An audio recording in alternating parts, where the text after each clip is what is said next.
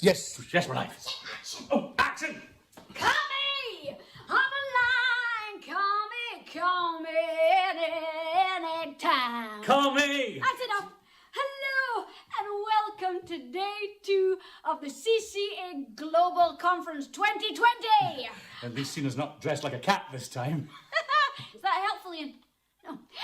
I can hear you all asking, what galvanizing nuggets is Sheena going to give us today? Isn't that right, Ian? Oh, yeah, so, Sheena, what galvanizing nuggets are you going to give them today? Well, I'm glad you asked, Ian. We're going to start the day like we always do in our drama group. How's that, Sheena? With a bang. Bet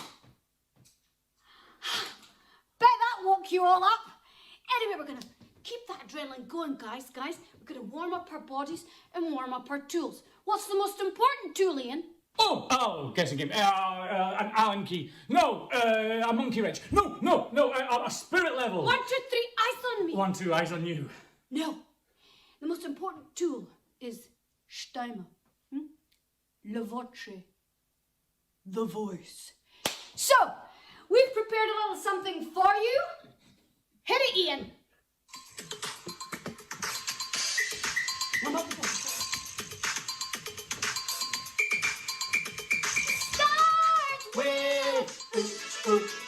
Deep breath in and shout, we're here.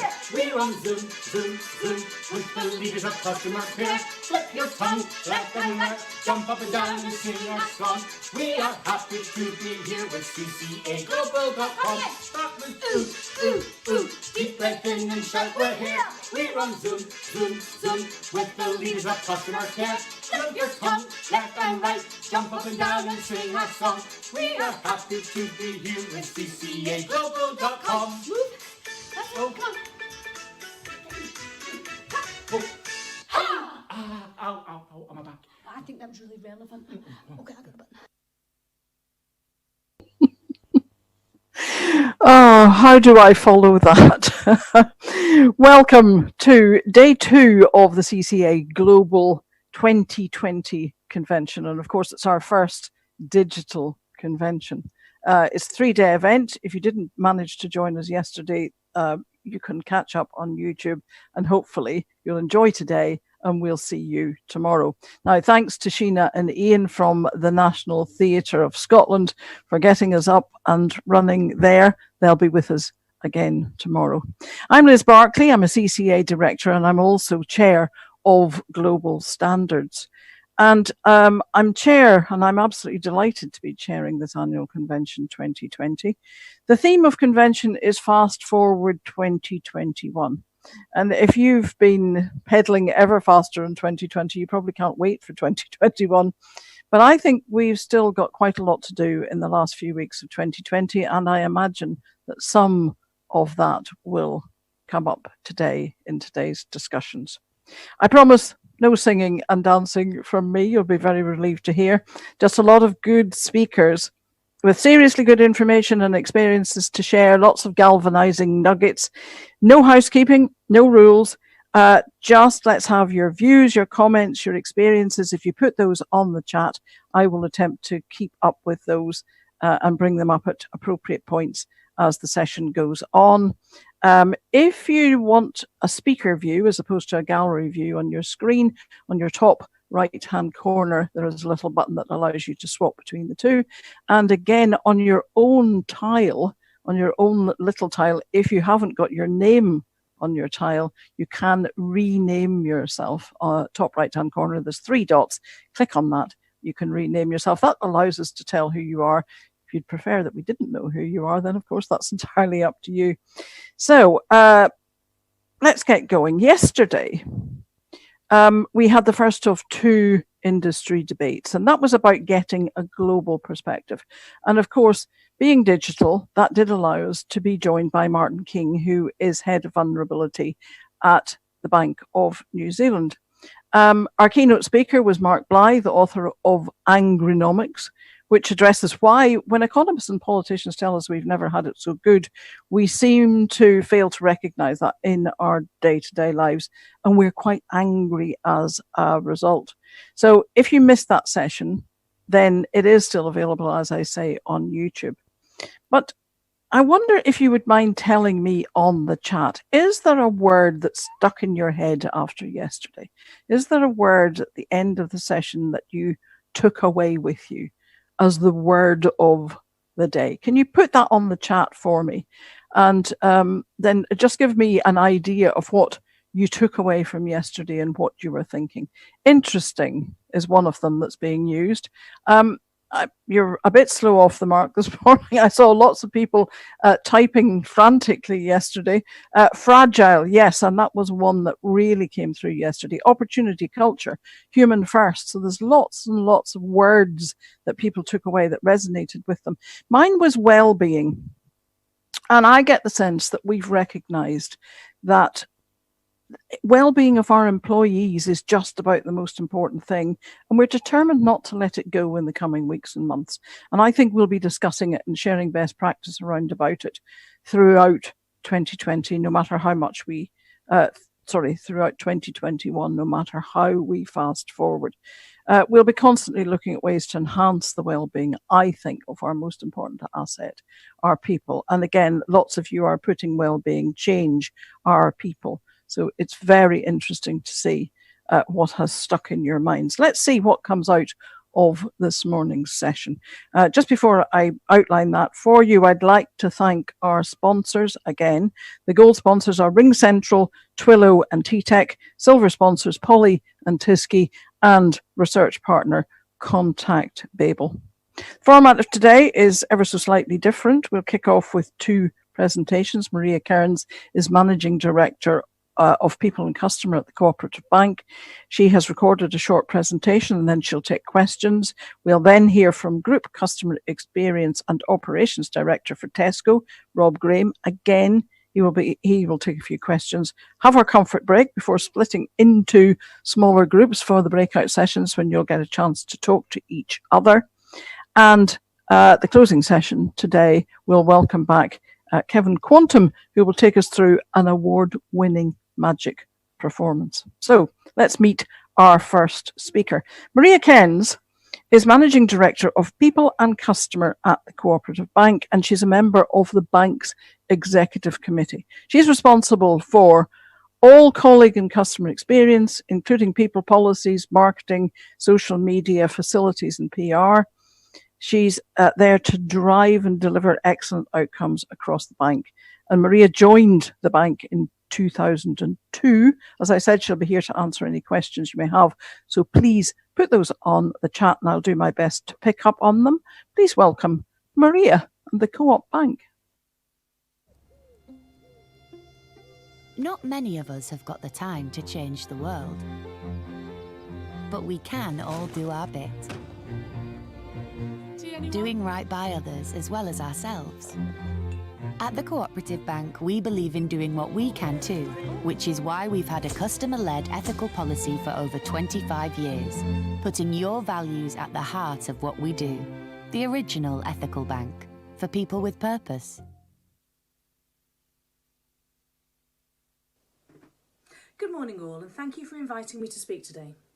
I am delighted to be speaking at a conference, an institution that promotes operational excellence and the highest customer service standards. And I think operational excellence is something that's been instrumental during the recent COVID pandemic and resonates deeply with our bank, but also with our entire industry. As Managing Director of Customer and People at the Cooperative Bank, I am passionate about shaping the culture of our workplace and the values our people live by every day. Which is why, when initially setting the bank's strategy and future direction back in 2018, we put customer first and people with purpose principles at the heart of our customer culture. This recognises the critical role our people play and the difference they make every day to our customers and communities. And today I'm going to focus on how having the right leadership and the right culture is key to running a successful organisation, and how this is more important in today's constantly changing landscape.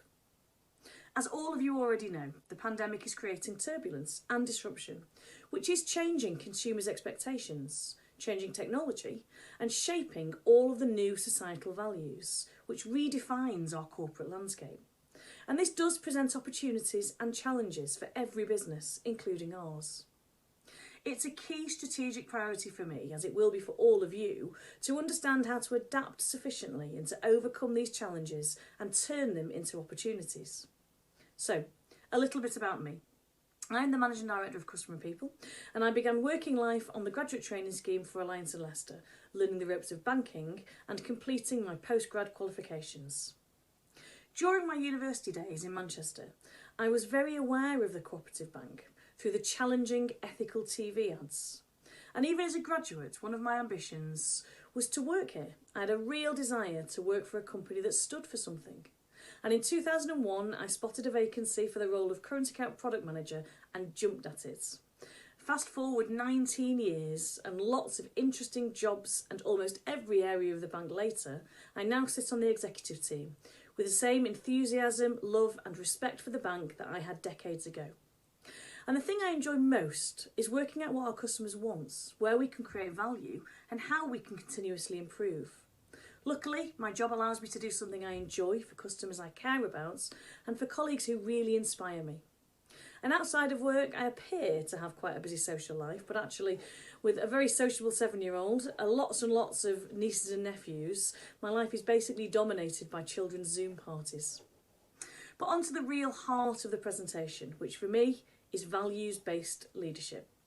And to me, this focuses on the real core values and behaviours that link us all as humans, regardless of our culture, our nationality, our ethnicity, sexual orientation or background. It provides an approach to business management that provides real symmetry and consistency between the standards we would set in our homes for our family and our friends to the standards we should be applying in our work environments.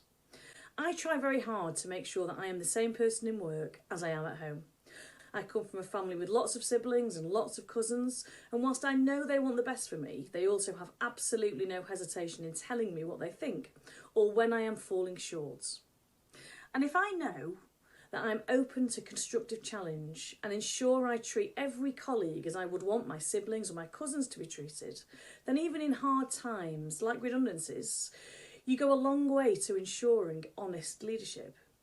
And I believe while it sounds simple, this leadership approach really reinforces the strongest positive cultural and behavioural traits we have, while systematically tackling areas of cultural weakness and inhibitors towards the behaviours that create a real moral anchor for what you're doing, why you're doing it, and how you can intersperse that throughout a business. From my personal experience, what links me to my thousands of colleagues and millions of customers is that humanity. And values-based leadership doesn't always come naturally. It does require leaders who consistently seek to live the values every day in their interactions. It requires leaders to link their mission to a purpose and to provide clarity on what your business do and to what end. But values and leadership can be codified to provide a glue and a common language across multiple locations, cultures and beliefs. It aligns colleagues to a common mission, and it helps leaders really understand the impact they're having both now and in the future. If you start with values, and the aim is that profits and results will follow. And we're in a bank that hopes to prove that in the next 12 months after a decade of challenges. But what does this mean for colleagues? Colleagues are making different judgments about the businesses that they want to work in. Getting a good salary is now a long way from enough. Questions that I see being asked by new recruits is, what's the purpose of your company? What contribution do you make? Show us your working communities. Show me how I can contribute more broadly than simply earning my salary. Societal changes like the recent Black Lives Matter movement prove this point. It's more about what you can do for the world around you. And not only is the world evolving at pace, but people in general rightly hold companies and their leaders to account. And leaders now have to manage a much wider set of stakeholders, often with diverse and sometimes conflicting sets of complex expectations. Today's business leader has to create balance in planning across customers, colleagues, communities, regulators, governments, shareholders, and society as a whole.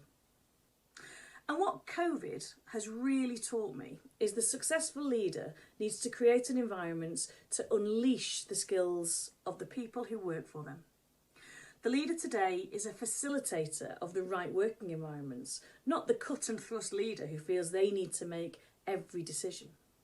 The environment of today and the complexity and pace of decisions means a leader needs to ensure they are getting diverse perspectives on the way to tackle a problem. Creating an environment where different expertise, different skill sets, different problem solving perspectives and different cultural perspectives all look at given outputs and work together to solve the problem is the way forward. Leaders who can create these sorts of environments are the leaders of the future. And if I cover a brief overview of COVID impacts on the bank, we had to manage and we completed some key strategic deliverables in advance of the pandemic, which meant we were able to demonstrate some resilience throughout the pandemic and from the outset. Our exec team started working in pods from February, and in a huge testament to Joanne Mayer, who was at the time our MD of Channels, we were one of the very few banks to keep all our branches and all our contactors open throughout the lockdown period. And I think this really demonstrates firsthand our customer first credentials that are embedded throughout the organisation. It's a testament to our frontline heroes that we were able to keep the operations focused and aligned.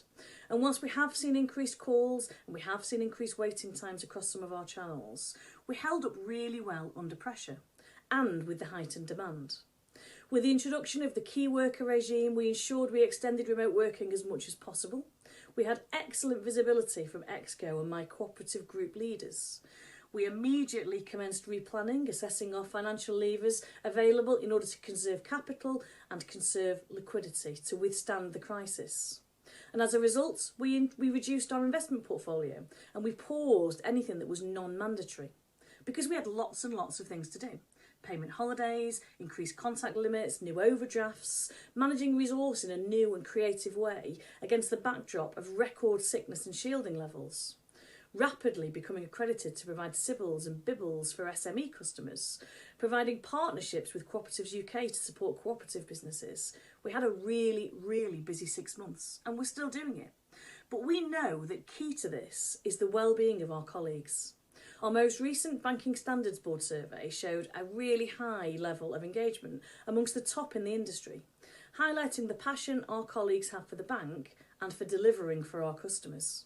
However, our internal survey shows that during the pandemic, our mental health issues referral doubled and we were forced to respond in a really thoughtful way. We introduced colleague wellbeing seminars, we introduced mental health support into our Help at Hand apps, we had mental health awareness sessions for leaders to spot triggers. We introduced a buddy programme, particularly aimed at those colleagues who live alone. We provided additional equipment to help ensure safe working conditions. We introduced a bank support scheme to support those struggling to manage work and home life. And we have vulnerable and shielding colleagues on full pay where they were unavailable to work at home. And how do I see the world post-crisis? And it's a really interesting question. The first thing to say is you learn a lot through a crisis. Everything happens at hyper speed. I realised the importance of confidence and trust in financial institutions, not from customers, but also from colleagues. And in turn, it proved the importance of values-based leadership, which helps unlock the power across teams. And colleagues need to believe. There needs to be a practical plan that helps colleagues feel a link between their daily activities as key workers and the role they play in their wider communities. For us, we enhanced our values and ethics, providing a common language and bond between our colleagues, our customers and our communities. We were in it together, like a family. And I'm hoping what you get from my presentation so far is that placing customer needs at the heart is the answer to any question. But values-based leadership is the future. But there's more to it than this. There's also action, to actually do something that goes beyond yourself to help. Our cooperative values are one of the main reasons why our customers choose to bank with us, and a very humbling response when we asked our customers what our priority should be in the pandemic, they didn't say themselves. They said vulnerable customers and charities. And at a time when charities are experiencing a considerable impact due to a fall in donations and increased demand for their services, we facilitated a one-off donation of £650,000. And we shared that between a number of charities. Our long-standing partner Refuge, who reported a huge spike in reports of domestic violence during the pandemic. Our charity partner Centrepoint, who estimated that 15% of all their calls had been in relation to coronavirus. And also Oxfam, Amnesty International and Hospice UK. Closer to home, we chose to support our local Trussell Trust food banks in Skelmersdale and Leek. We know our colleagues volunteer there, and these charities provide a real lifeline for local communities. The charities were overwhelmed and extremely thankful. But there's also the creation of a virtual circle.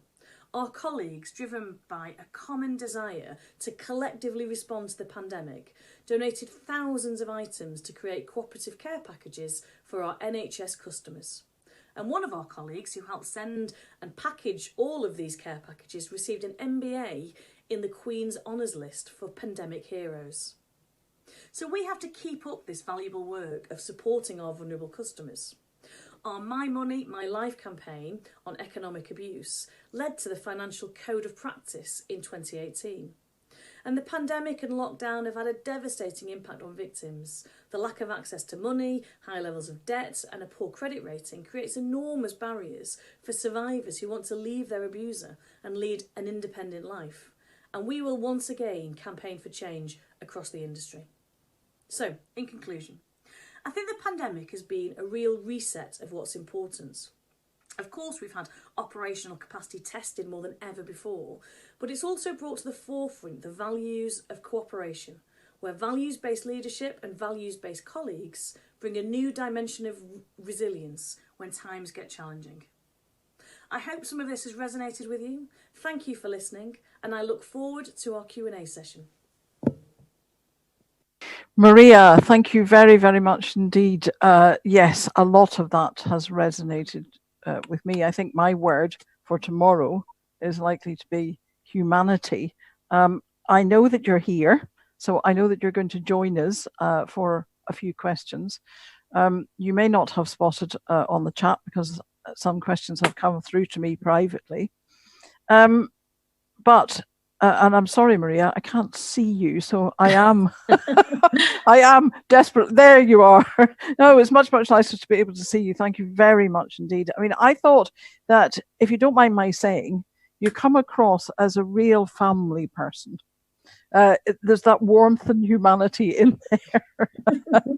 One of the questions is, how do you think that humanity stands up in a crisis like COVID, like what we're living through?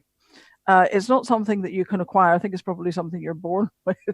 But how does it stand up under the kind of pressures that you've been under, dealing with colleagues with mental health issues, mental health referrals that you mentioned, and just generally dealing with the well-being of customers as well as colleagues? So I think it's really important, and I think it ultimately is the thing that can slightly set you apart, because, you know, for me, we've got a colleague, a kind of colleague group of who will tell us how they're feeling. So we go out and ask them, you know, do the messages work in the right way? It's a kind of colleague cooperative forum that provide us with insights.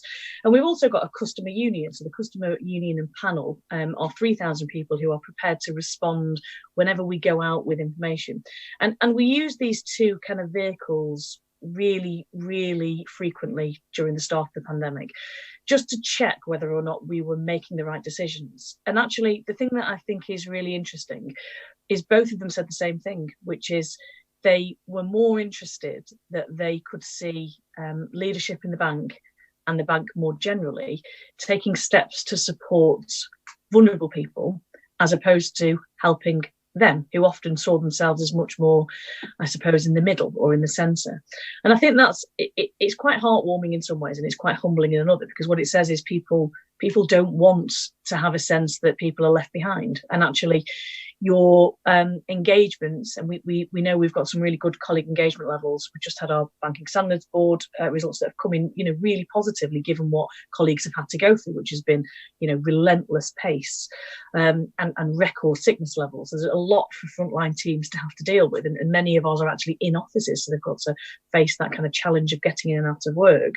What comes through is if they can see you actively making attempts at all times to ensure that people aren't left behind, that we're trying to help everybody, that actually it makes them feel better and more part of the solution and more comfortable to go the extra mile. Seems terribly cliched, but it makes them more prepared to step in and do things that they wouldn't normally do. We achieved our 100% branch openings with some, very interesting developments. We had some of our legal team acted as the hosts in some of our branches.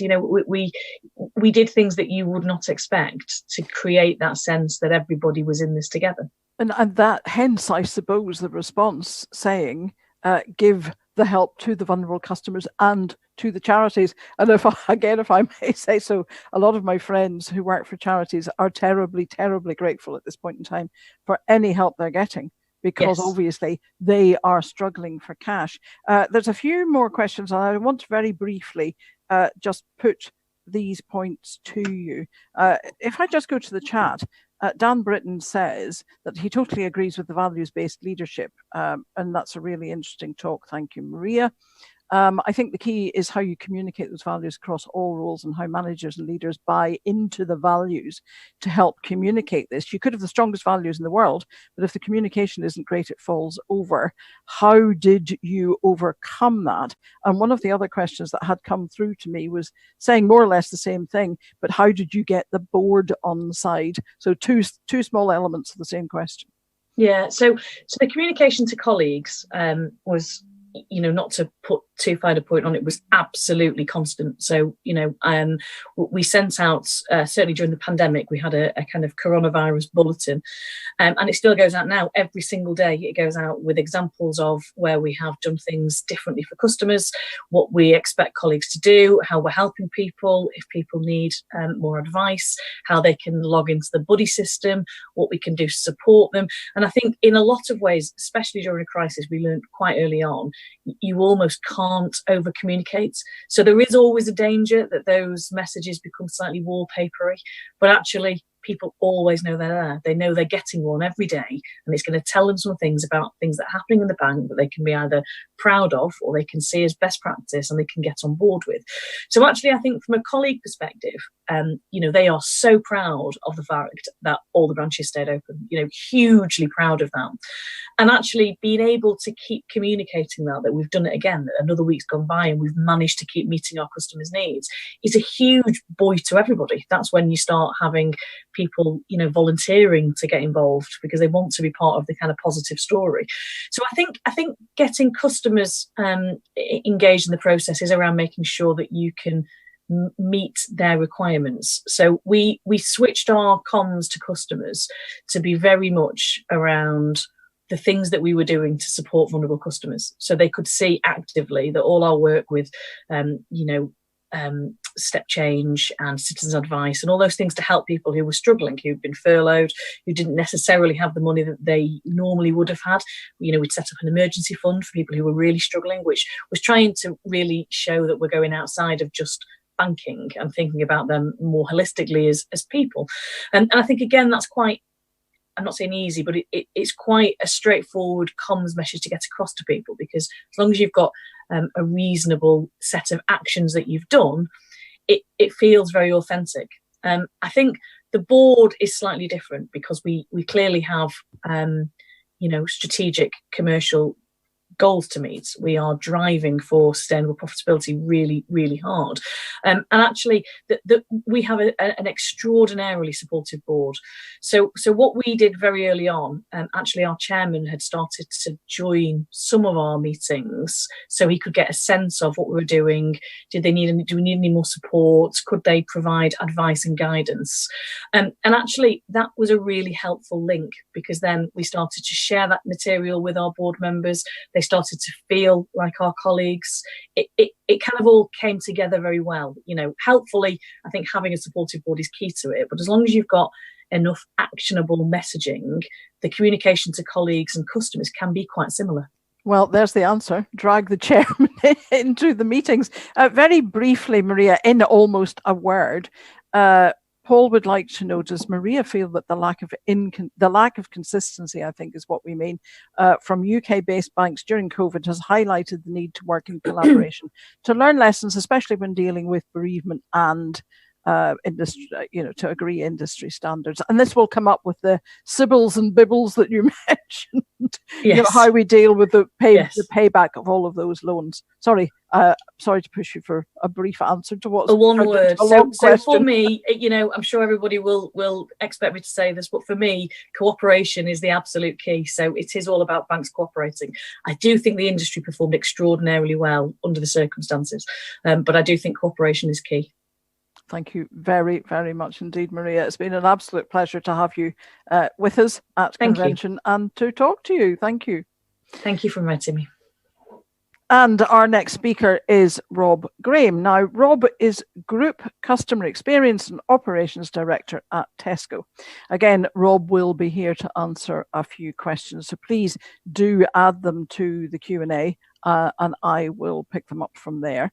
Tesco has been known for its ability to read the mood of the customer, the consumer, and to respond to changing customer behaviours. CCA Global CEO Anne-Marie Forsyth has been talking to Rob Graham.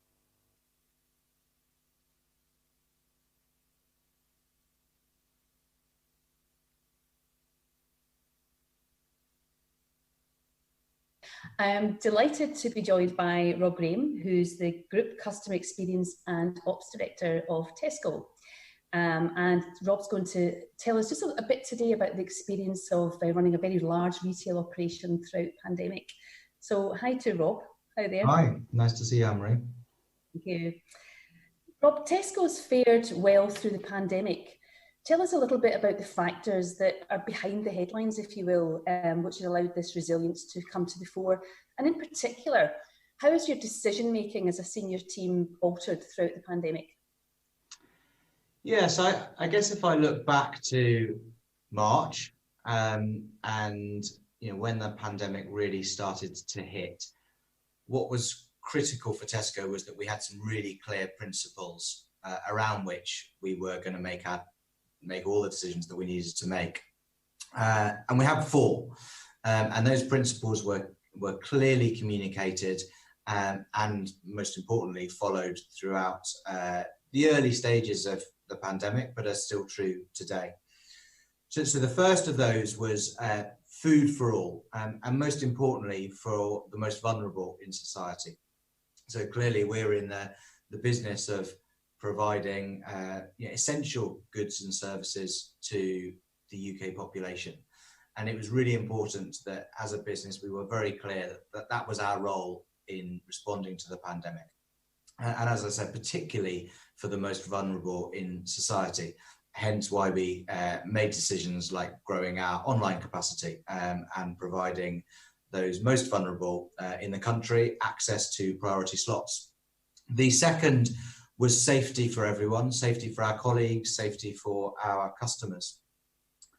Third was supporting our colleagues, and fourth was supporting our communities. And so we have clearly, as a business, and the whole sector has, to a certain extent, benefited from the pandemic. But your question was specifically around resilience. I think Tesco, in its nature, is a very resilient organisation. But by being laser focused on our customers and doing the right thing by our colleagues, meant that we were very, very clear on the important decisions, the critical decisions that we needed to make to meet those 4 principles. It's not been easy. It's clearly been a really, really tough 8-9 months. But as I said, having those very, very clear guide rails to inform our decision making has been incredibly helpful. Yeah. You're right. It's been tough, and the pace, of course, has been everything. I've always been struck that, with the fact that Tesco's been known, it absolutely has been known for reading the mood of customers. It used to be said years ago, before analytics was huge, that Tesco was able to know more about us than perhaps lots of other governments or whatever. How has this fared, this ability to read the mood of customer? How's this fared in the last few months, and what insights can you share with us? Well, I think first of all, it's absolutely fundamental to what we do. So it's really, really important that we understand the mood of the nation, what our customers are looking to Tesco for, what support they're looking to Tesco for. And so ingrained in our everyday way of working is a really robust methodology around understanding how our customers are behaving, but more importantly, perhaps, how they're feeling. And what we've learned through COVID is that has been pretty volatile. And different customers, and we're seeing this now perhaps more than at the beginning, different customers in different parts of the country are facing different lockdown measures, their behaviours are slightly different, and certainly the way they feel is different. And so with that volatility, it's really important that we stay close to the mood of the nation and how our customers are feeling. And it's possibly quite dangerous to make big, broad statements about the nation are feeling like this, because we don't all feel the same. I think if you were to try to simplify it, what we're seeing now, after perhaps the initial phase where the country really came together and customers were seeing a lot of positives in lockdown, that was materializing in some of their buying behaviors at Tesco. We're seeing a certain amount of boredom setting in, and I think as importantly, we mustn't ignore the fact that for the vast majority of people in the country and our customers, that there's real financial pressure. So I think it's inevitable that we will face a recession in due course, but we're absolutely noticing that many of our customers are under real financial pressure. So it's incredibly important that we continue to provide our customers with great value. We're also seeing some really interesting, micro trends. So there's a lot of talk at the beginning about home baking and baking bread and baking cakes. We're seeing a lot of that continue, and it's really interesting actually looking at what customers are searching for and what they're buying. So there's been a real growth in what you might refer to as more traditional foods and traditional recipes.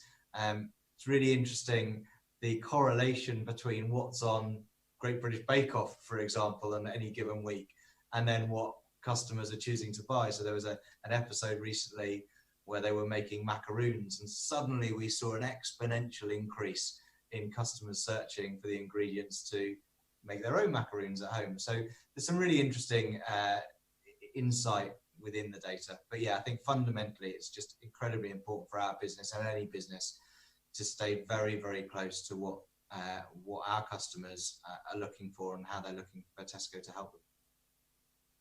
Yeah, and just as you were saying there about the mood, so the mood of the country, or the mood of different parts, and of course all demographics are not affected equally by this. So I think that's a really important point. And then if you sort of relate that to your models then for delivering customer service via the contact centres, or now obviously distributed centres, what's the main learnings that you have to say, well, okay, we had to reshape, we had to transform quickly, and I suppose for lots of organisations listening today, everybody wants to understand just the whats and the whys of operational models to deliver in this challenge. So if you could share with us just what are those main learnings? Yeah, so by means of context, I look after our contact centres in the UK, in India and in Budapest, covering our Central European markets. I'll focus primarily on the UK. So starting with the practical, we saw volumes in the initial weeks, in March and April, increase over 200%. We recruited 1,500 new colleagues. The vast majority of our colleagues are working from home, like I'm sure many of the businesses who are watching this. So over 80% of our colleagues are working from home. We still have some who are working in the centre, albeit socially distanced. So that in itself was a huge undertaking. Interviewing, training those colleagues, onboarding them, and then all the associated challenges that come with that, making sure that they've all got the right equipment, making sure that they've got managers to look after them. So we had to promote a number of existing colleagues into management positions. And I think in the main, we made lots of really, really good decisions, but we had to make them quickly.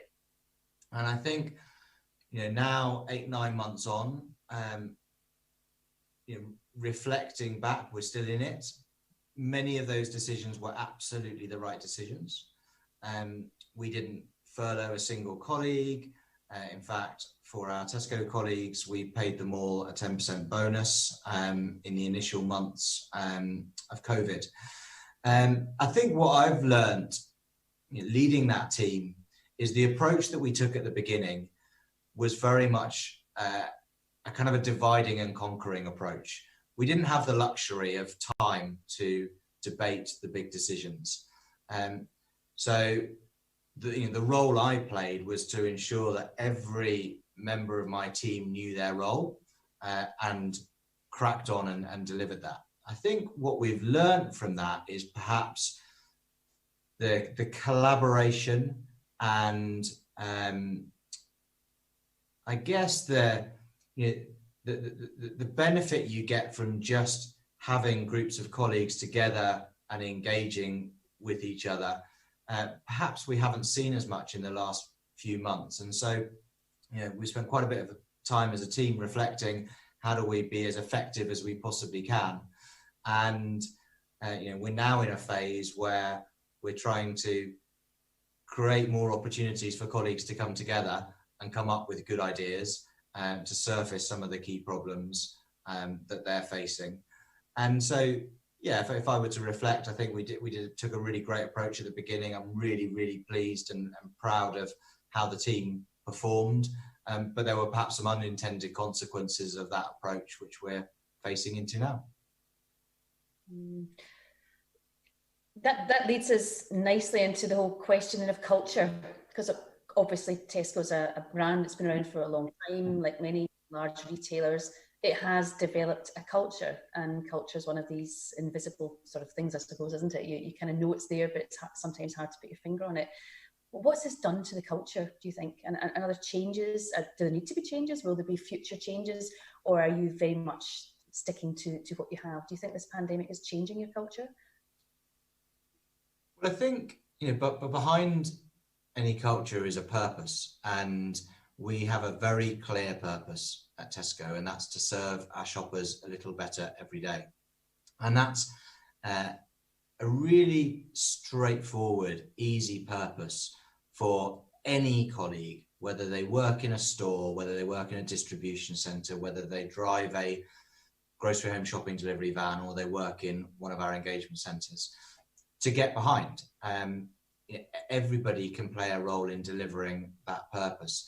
And having such a clear purpose and a clear focus for the organisation has really helped us through COVID. We are there, we are here to serve our shoppers a little better every day. And I think that defines a lot of what we do. Culturally, I think this whole experience has brought out the best of colleagues and the best of Tesco. The pace with which we've had to respond, the way that we've done that with those guiding principles I talked about at the beginning has meant that we've been very, very focused on supporting our customers, supporting our colleagues, and supporting our communities. I think one of the things that we have noticed, and I've heard many others mention it from other businesses, is that the pace of decision making at the beginning of the response to the pandemic was quite sort of enlightening, really, and positive. I've heard lots of colleagues talk about, wasn't it great how quickly we could make decisions, and I didn't have to have countless meetings and write countless papers and business cases to get smart decisions approved. And what I think that's helped Tesco understand is, we have great people in our organisation, and if we just free them up to make great decisions and make them quickly, we don't go far wrong. And so how do we shift the culture a little bit to enable more colleagues? I mean, we have over 300,000 colleagues in the UK. How do we enable more colleagues to do the right thing for customers quickly and without too much bureaucracy, too many checks and balances? So for me, I think culturally, that's the big takeaway. Of course, the other big takeaway is the whole working from home piece. So, I've always talked to my team about, if we just trust our colleagues to make the right decisions and do the right thing, they will 99% of the time do just that. This pandemic has proved exactly that point. The flexibility and resilience of colleagues has been outstanding. I continue to just be incredibly humbled and very, very proud of my team. Yeah. It's good. It's a really interesting point around empowerment, decision making. And I think one of the clear pieces coming out of this, I suppose, is about fast decision making is not always correct. But in this instance, if you've got people around you can trust to carry out the right thing, then it's okay to trust them. And I think a lot of employees are finding that, not all of them, but many employees are finding that a really interesting aspect of this whole change. So that's good. Okay. One of the questions is on the back of that, obviously a lot of organisations are moving, a lot of decisions are around digital decisions, and I know you're obviously a very strong digital brand. Has your views on automation changed at all? Are you thinking that some of the decisions you made are the right ones, or you wished you'd done them earlier, or conversely, are there some things that you would have done differently? And are there any helpful digital innovations coming down the line as a result of recent changes? So I'm not sure that COVID per se has significantly changed our approach to digitalization or automation. And I think fundamentally, I believe the same now as I believed at the beginning of the year, which is that for many of the reasons that a customer contacts us, and I'm sure is true for other businesses, a self-serve digital solution is what they want. We still have a number of customers who call us to ask what time our stores open or where they are. And in today's world, that is at the touch of a button on your phone. And we need to ensure that we provide digital solutions for those transactional queries that customers have, that they're easy to find, that they're easy to use. That said, what COVID has highlighted is that, particularly at the very beginning, my team had some very, very tough conversations with customers who were really scared. They were worried about where they were going to get their next meal. Many customers self-isolating, unable to get to the supermarkets. And that conversation that they had with one of our colleagues may well have been one of the few conversations they had with a human being that week. And, we talk a lot at Tesco about, building a personality around our brand. And we do that through human interactions. That could be with a colleague in a store. If you've ordered online, it could be with the delivery driver, or it could be with one of my team in one of our engagement centres. So I personally believe that there will always be a space for human interaction. But I think and actually COVID has highlighted that is incredibly important, especially as we're trying to build the brand. That said, would I like to be moving faster on digitalizing and automating some of the journeys that we currently fulfill today? Absolutely. So I think it's just it's shone a light on our approach, but it's not too different to where we were at the beginning of the year. Just finally, Rob, we know retail is a really difficult area in our economy today. What can you share about resilience for the future in this space? Yeah, it's a really good question, Anne-Marie. And I think for me, organizations per se aren't resilient. It's the people within them that are resilient. And resilience, in fact, for Tesco is one of our core leadership skills. We train it, we talk about it, we recruit for it. But if I just reflect personally, I've perhaps been through more waves of ups and downs in the last 9 months than I would ever have imagined. And being prepared to talk about that and be open about that and not to judge is really, really important. And I think if anything, this has brought us all closer together, because we have a narrative where we're talking about how we're feeling. We're talking about whether we're feeling great today or whether we're feeling a bit low today. And fundamentally having a safe space where we can talk about those sorts of things is really important for me.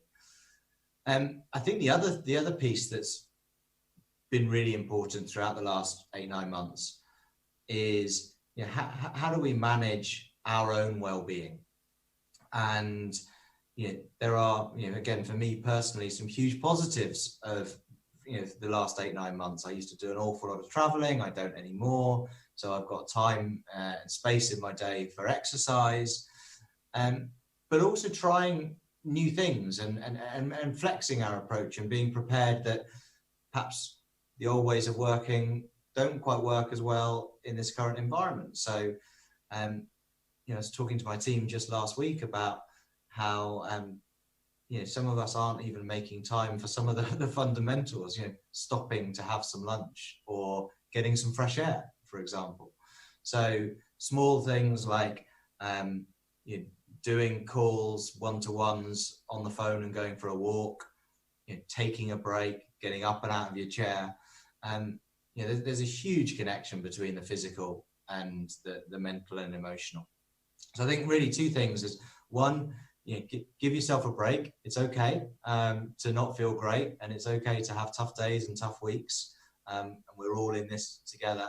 And the second bit of advice, if I may, would be try to create that environment where it's okay to talk about it. It's okay to discuss how you're feeling and what you might be struggling with, because fundamentally, if you can share it, if you can talk about it, then you'll be in a better place. Okay, that's a great place to end. So thank you for those insights, Rob, and good luck to you and to all the team over the next few months, not forgetting Christmas, of course, which will be that challenging time. So thank you very much. Thank you for that.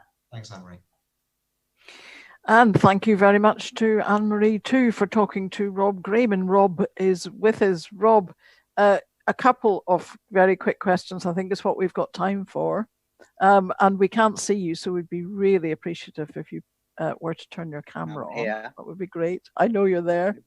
I checked on the participants list. One of the questions from Paul Twine is, from my personal experience, the role that Tesco has taken with vulnerable and the shielding customer community in terms of prioritising home deliveries is commendable. We know that will continue. But how will the home delivery industry support local authorities, organisations, charities in addressing the social isolation challenges that COVID has increased? And this is something I think that local authorities are dealing with across the country and becoming much, much more urgent. Yeah, really good question. So I guess let me give a bit of context. So at Tesco, we have increased the number of online delivery slots we have available every week from around 600,000 a week to 1.5 million.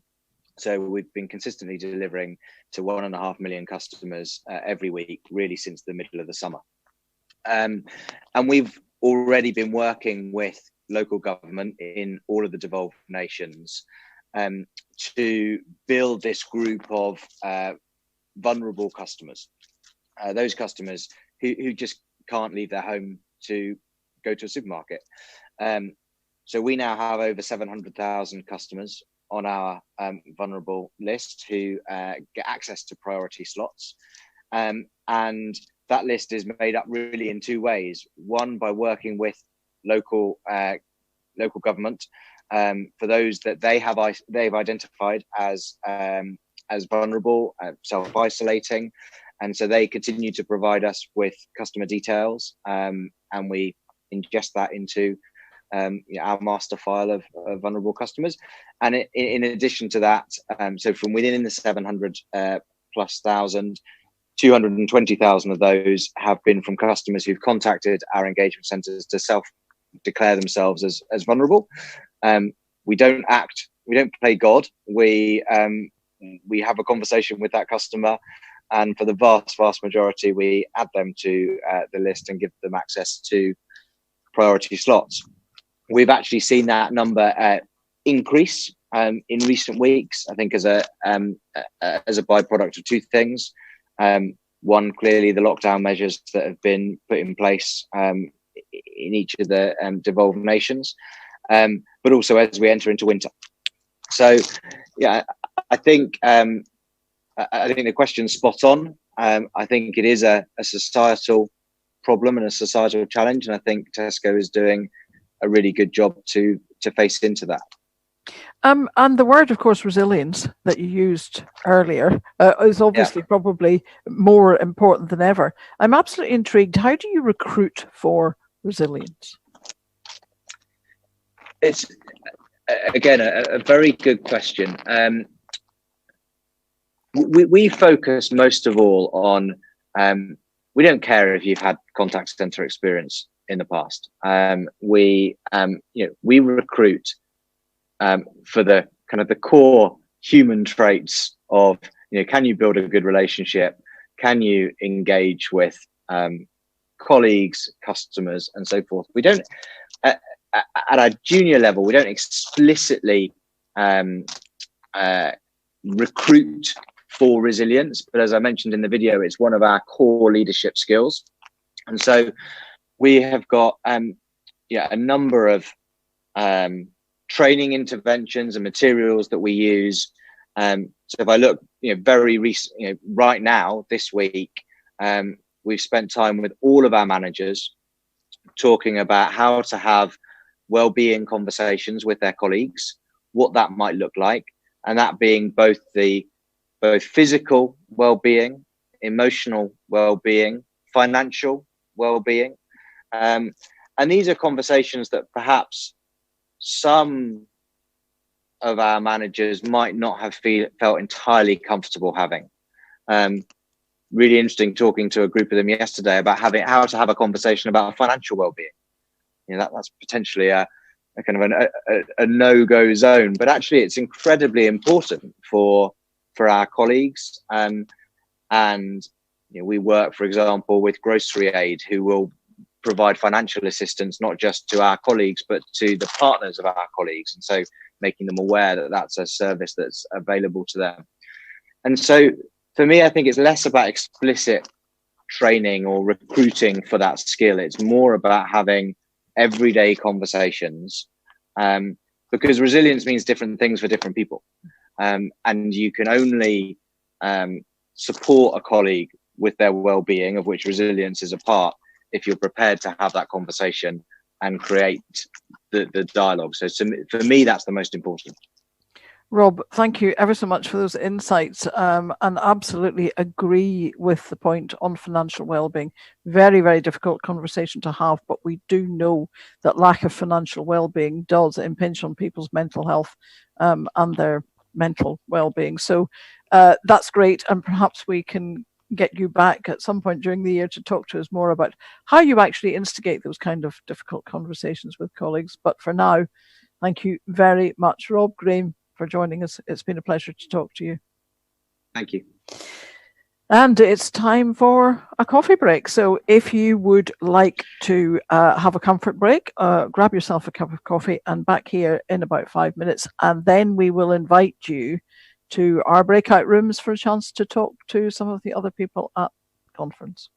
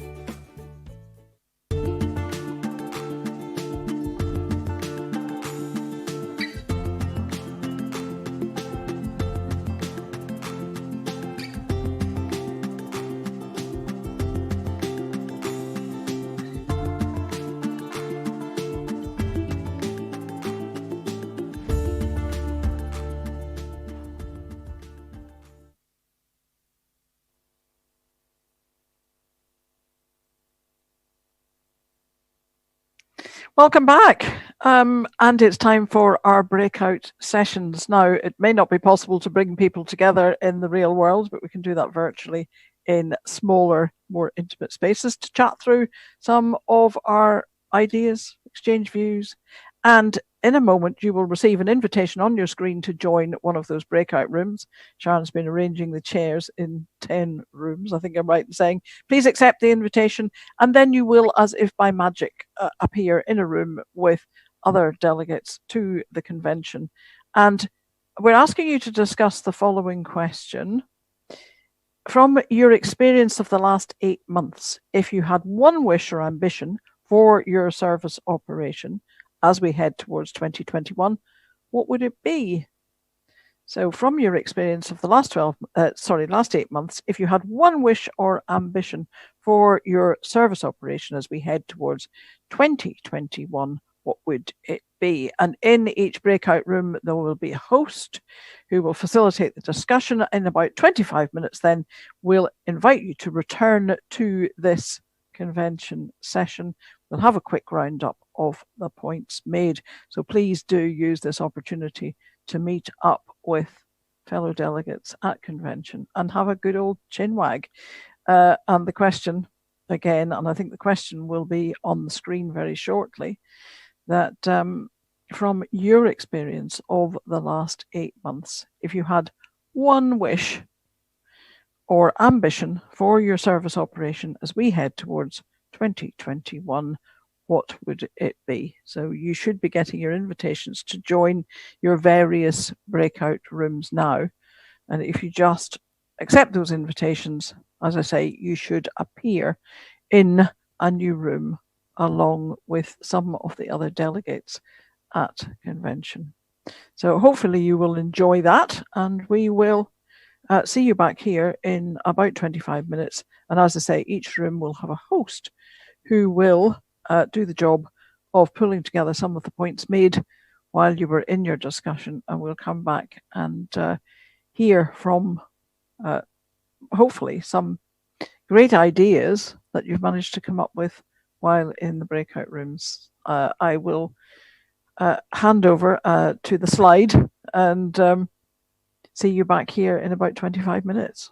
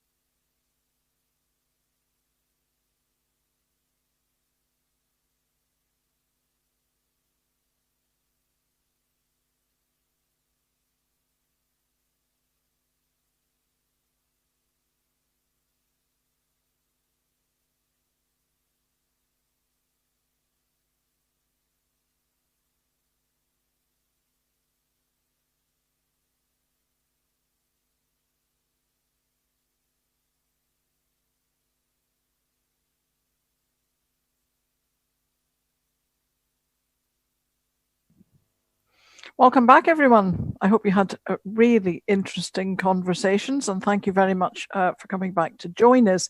Now, time for a very quick roundup. We will have a word from each of our sponsors, a brief summary of the conversation in their breakout rooms. So, sponsors, if you're on standby when I shout, then please respond. Amanda Henderson from Ring Central. What was being said in your room?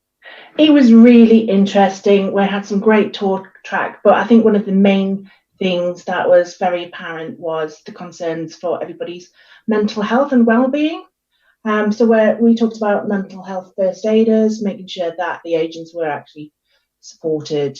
Then moving forward to, for 2021, we looked at being able to provide a hybrid working environment so the agents can get back into the office, but also have the option to work from home. And just to back that up, what we'd like to implement would be a working from home package. So to make sure that everybody has the correct VPN connection, the correct headset, and they have a safe working environment. Great.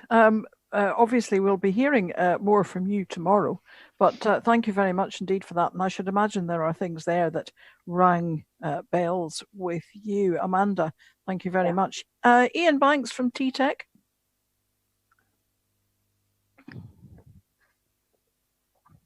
Where are you, Ian? No, Ian. Let's go then to Richard Kenny from Poly instead. Richard, I can see you're there. Thanks, Liz. Unanimous opinion from our group is that nobody wanted to go back to business as normal. We really wanted to see a shift in the way that organizations worked. Again, the term hybrid workforce came up quite regularly, getting people the chance to work where they wanted to. There's a sort of real feeling of employees like working at home. But to counteract that, we've also still got a duty of care to look after those employees and make sure their well-being is really looked after, reflecting that people can't, there's certain people that can't work at home, for example. And then the final one is that you've got to have this hybrid workforce to give a space, a geographic space to people, so that we can do what the call center has always done really well, to celebrate people, to bring people together socially, and to do training. Definitely something that came up yesterday, that celebration of what is positive to come out of this. Really interesting point, though, about looking after people while they are at home, because, of course, the onus is on the employer to make sure that the health and safety regulations are followed, but that includes the mental well-being as well. Richard, thank you very, very much. David Cousins from Twilio. So, I think we started off with a Christmas wish list for some stability. I think everyone recognises the amount of effort that's gone into making this year possible, just the sheer amount of change, both in home working, in technology, in operating model. And actually that comes with its own challenges, insofar as a lot of people have proudly stated they've had a lot of success, but that just breeds the want for more success. And so having a little bit of downtime at the beginning of 2021 to sort of reflect, recap, and actually think about, I guess, to the point that Richard just made, about what is going to be normal.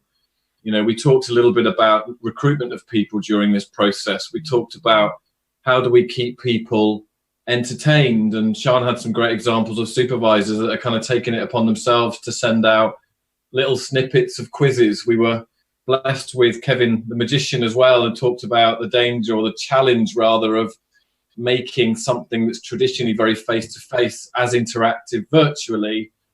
So it was very much around that, but actually, give us a bit of time at the beginning of 2021 to have a breather, to think about what's worked, to think about how we want to move forward, and also address, I guess, new challenges in a quite difficult economy with very different customer needs as well. But yeah, great conversations all around. David, we'll be hearing more from you tomorrow. I think everybody coming up to Christmas and New Year is thinking about a fresh start in January and looking forward to stability. So perhaps it'll be even more so this year. And Fiona Harvey from Tisky. Yeah, our conversation kind of echoes what the other facilitators have fed back, really. I think there's we talked a lot about sort of mental health and well-being, and the kind of importance of keeping that going. I think organisations have been brilliant in terms of how they've, stood up and, brought in new initiatives and things to really focus on that employee well-being. And I think another discussion was around, how impressed people had been with how their employees had coped and dealt with what they were faced with. And, for some people, working at home was just not an option. And I think that, going forward, that needs to be looked at in sort of return to work and how that is done, and moving towards this blended approach, or however we want to coin it. I think, that's a sort of key thing for next year, really. But yeah, definitely the mental health and well-being. I think that has definitely come out across the 2 days so far.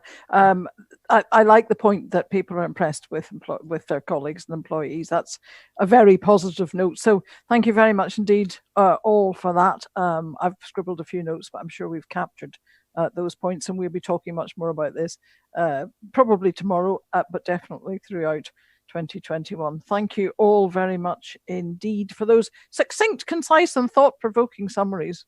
Thank you. So that brings us neatly to today's final act. Kevin Quantum returns to the stage at CCA Global Annual Convention 2020 with his live magic show. Now, Kevin Quantum is also known as Kevin McMahon. He's one of the top magicians in the UK. He is a Britain's Got Talent finalist and trained in Las Vegas, here to blow your mind and make the magic happen. Kevin Quantum. Wow, thanks very much. I sound absolutely awesome there. Thanks so much for that introduction, Liz. I'm going to start by chancing my arm at playing a video that's going to take you back right to the start of the year, where we were allowed to hang out with each other. My name's Kevin Quantum, and I am a scientist. Ever since I was at school, I've always loved engineering. I love science. I even remember as a kid taking apart my mum and dad's TV. Sadly, I wasn't smart enough to put it back together again. Scientists call them experiments for a reason, because they go wrong. That's not right, is it? That's not right, is it? Is that right? Is that right? Is he gonna run?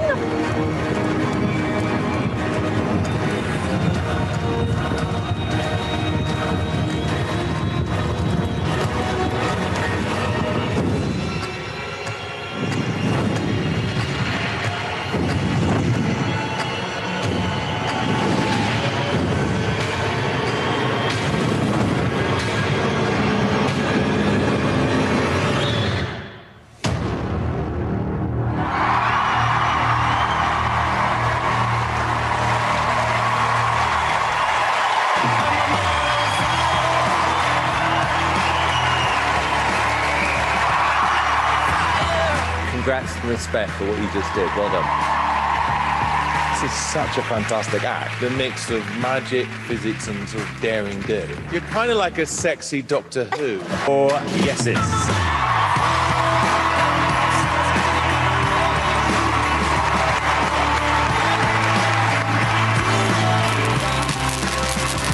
Kevin Quantum! Magic and danger!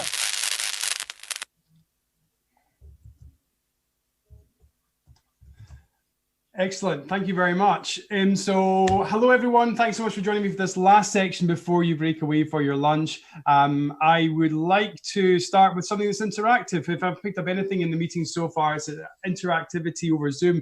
It's hard to recreate that same face-to-face thing. So I'm going to take you all the way down here, and that is onto my table. I have some dominoes here, some dominoes that my daughter and I made during lockdown, homemade dominoes. The 7 in total. I'm going to spread them out onto my table. And what I'd like to do for me is just remember any one of these dominoes, everyone's got a 2-digit combination. Just take one of those 2-digit combinations, put that inside your head. Now for me, please, if you don't mind. That's lovely. I will pile these all back up again. And what I will do now is make a prediction. I'm going to take one of these dominoes away from the rest of the pile. Probably this one just here. One prediction, one domino now gone. 6 dominoes now remaining. Oops, I'll put the camera down there. I'll spread these out on the table. Have a close look at the 6 remaining. And if I have managed to get your domino, then do give me a little hell yeah into the chat now for me, please. Right into the chat. Tell me if I managed to get your one. That'd be great to hear. Us magicians sadly don't get many rounds of applause these days because the theatres are down. But if you could write anyone into the chat, let's have a look. Excellent, excellent, excellent. Thank you so much indeed for joining in. Thank you, Pauline. Thank you, the Cousins. I'm going to have to use your stage names as well. Right. So this one will have engagement. There will be moments where I need you to interact with me. And the way I'll be doing that is on the chat. So again, if you want to get involved, just write a little, just to get your fingers warmed up, write a little hello or hell yeah or whatever you want your name into the chat. The second thing I want to say is I will be getting some of you to come up on stage as well during this performance. No, I'm only joking. That's sadly not going to happen, but it's a shame as well because that's probably one of my most favorite parts of the magic shows that I used to deliver live. These ones are over Zoom, and it's very hard to do a card trick over Zoom, but we're going to give that a shot as well right now. There's a pack here of 52 playing cards, 52 in total. What I'd like everyone to do just now for me is think of a card now in your mind. Think of a card in mind, any one that you want, can be any one, and I am going to ask you all to type it into chat, but don't press enter just yet. So type it into chat. Thank you for that delayed woohoo, Stacey. Much appreciated. Type your card into chat, but don't press enter just yet. So everyone do that now for me. And in a moment, I am going to get everyone to press enter at exactly the same time. And the fourth person, let's just say the fourth person who comes up on my list, so do make sure that you're sending your chats to everyone. The fourth person, we're going to use their card for this trick. So after 3, everyone's going to hit return. We'll see all the cards, see how many cards we've got. 3, 2, 1, hit enter now for me. Let's have a look. Wow, wow, amazing. I mean, there must be, I'm going to have to scroll up to see all the cards that have come in. David, Sarah, Nikki, Tracy, I can't even read all the names. Thank you so much for playing along. Now, what I did say, was it the third or the fourth? I can't remember. If someone could remind me what I said, the third or the fourth one that was to come into chat, I was going to use. Someone could write that in now to keep fourth. Thank you, Julie. Thanks for keeping me right. So if I scroll all the way up, this should be the same for you. It's not Karen who had the 10 of hearts, not Kirsten, not Dania, but it's Julie McManus who had the 3 of hearts. Julie McManus. Now, Julie, everyone else, this deck of cards has been on display the whole time. And I'll do this as slowly as I can. Unbox it. And there is just one card and one card only that is the wrong way round in the entire deck. One card and one card only. And Julie, believe it or not, that card is the 3 of hearts. Shut up. Shut up. Unbelievable. Again, I don't get rounds of applause very much, so feel free to put clap, clap into the chat if you want. That would make me feel really happy. Now, I did see there's a bit of work to do at home as well, so I hope you've all got a scrap of paper handy, a scrap of paper and a pen. I want you to grab those 2 things for me now, and once you have done that, grab a piece of paper about this size for me. That'd be lovely, and then just rip it into a rough rectangle. That'd be great. And then once you've got that rectangle of paper in front of you, I want you to write, rip it into 3 equal sections for me. Just like that, 3 equal sections. This could be the non-sticky part of a post-it, it could be a piece of paper, whatever you want, just do that now for me. And once you've done that, we'll bring you all the way down back to the table again. I'm going to get you to grab a pen and then write on each of these pieces of paper the numbers 1, then the number 2, and then the number 3. Do that now for me, please. Do 1, 2, and 3. If you're keeping up with this and you're ahead, and thank you so much for the rounds of applause. Thank you very much indeed. Sometimes people do forget to the round of applause, so I have this little thing prepared here as well. Oh, thank you. Stop it, please. Thank you very much. Thank you. Cheers. Just in case. I'm sure you guys won't forget. Once you've done the 1, 2, and 3, turn the 1 over and then write a 4 on the back of that.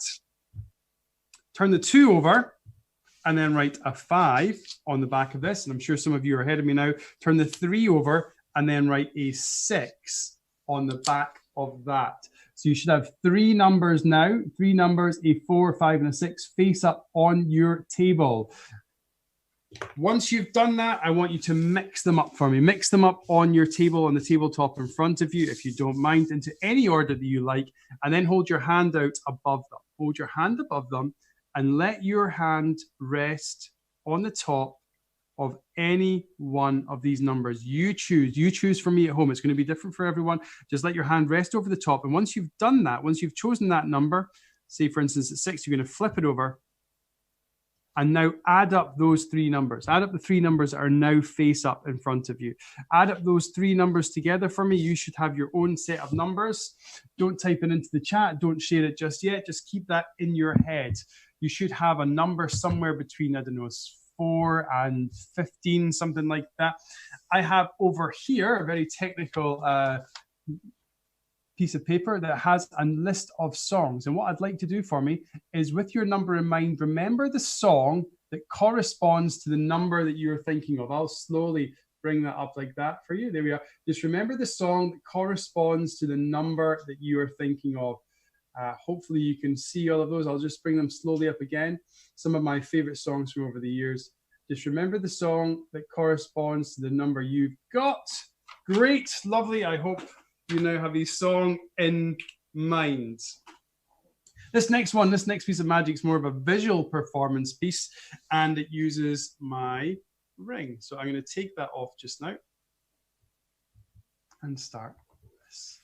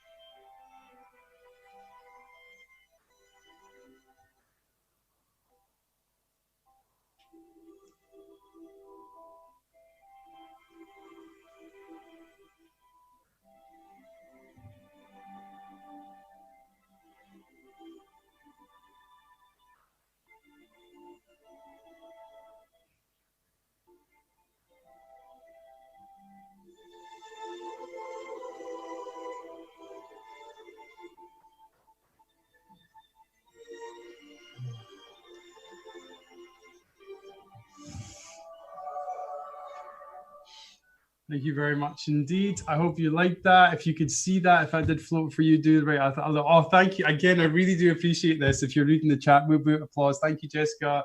Thank you, Paul. Thank you, Kirsten. I really do appreciate it. Every year, I'm usually booked up completely in December doing Christmas parties, and I can feel the energy in the room at these things. People having a great time, letting out a lot of steam just before Christmas. And all the Christmas parties I'm doing this year are all over Zoom. And it's really important for me to try and still bring some of that interactivity, despite the fact you're often tens, if not hundreds, if not thousands of miles hearing some of the stories about how well spread your teams are out. Try to bring some of that interactivity together. And I really hope that some of those tricks have done that for you, that shared experience and that bespoke thing for you. Now, someone in the chat said to me there earlier that they bet I couldn't do the card trick again. So I'm going to do this once more, and probably in this one we will take the 5th card that's shouted out. So I'll get my pack of cards handy again. We'll pop them back into the box, and everyone write a card into chat. You know the deal. I'm just going to do this as quick as I can because I love a challenge and I want to respond in real time to the people that are challenging me, that don't believe that magic's real. I mean, come on, it's almost Christmas. How could you? So after 3, we're going to type in our things, and I'll take the 5th one this time. Hopefully there'll be 5 people taking part. The 5th card that comes up. Let's try this again. 3, 2, 1. Now for me. Let's have a look. Oh, wow, even more. I love this. Right, so Rachel was first. Well done, Rachel. Then it was Mark McMahon. I love your surname, Mark. That's because it's a brilliant, beautiful name. It means son of a bear. Don't know if you know that, Mark. And it's my name as well. Mark was second. Karen was third. Rosalind. Then fifth was Dania with the Ace of Spades. Dania, the Ace of Spades, probably the most predictable card in the universe, Dania. But that doesn't matter because, again, I did turn one of these cards the wrong way round. And believe it or not, that one card in the deck that is the wrong way round this time, Dania, is it's again, shut up, the Ace of Spades. Unbelievable. Again, done it again. I'm not going to do it a third time, so please just don't bother asking me. Right, lovely. So tomorrow I'll be back with you one more time to teach you all how to do a trick as well. And I'm going to show you the trick that I'm going to teach you. It involves a post-it note. So you'll need some post-it notes tomorrow, or again, some bits of paper. And again, you'll need a pen. And the trick that I'm going to teach you looks a little bit just like this. So watch the post-it note as best you can.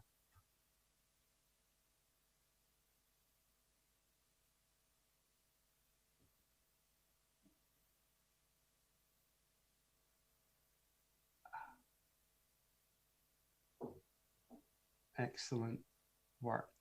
One very fast, very visual magic trick that I'm going to teach you all to do tomorrow. So get your post-it notes handy, get your pens handy, and also bring an elastic band or a hair bobble as well. I know it sounds a bit unusual. Magicians do need props. I'll teach you how to do this. And maybe when you learn it, you can teach your team as well. And there's then a different activity that might be used to get people engaged with your work. So, oh, thanks, no worries at all. So we'll do one last thing, guys, and that is this. It's just for me to say thanks again so much for having me as part of your day. Again, I'll be back tomorrow teaching you that lesson. I really do hope you bring those things along. And if you have some friends that left early today, just let them know as well to get some post-its, some pens, and maybe an elastic band if you do have one. And to play us out today, I'm just going to, oh, stop, no, please, no, thank you. No. Okay, thank you very much. No, please, no, I'll stop that now, I promise. I'll play this one as well. My name's Kevin Quantum. I really hope this tune has a little bit of relevance to you all. Have a wonderful end of conference. Take it easy and see you later on. And if that was your tune, if it was Love by the Beatles, again, write a little hell yeah, and I'll pass you back over to Liz now. Thanks, guys. Enjoy the rest of your day, and I will see you tomorrow. Thank you very much indeed. Take it easy. Bye-bye. Kevin, you're absolutely brilliant. And can I just ask everybody to unmute yourselves and come on. A round of applause for Kevin.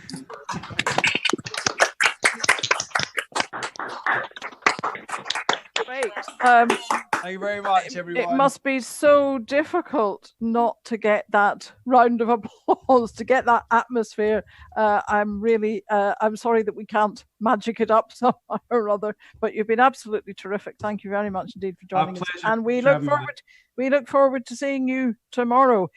So as Kevin said, he will be back tomorrow. There will be more magic. There will be more inspirational speakers. There will be more motivational sessions from tomorrow, 10 o'clock.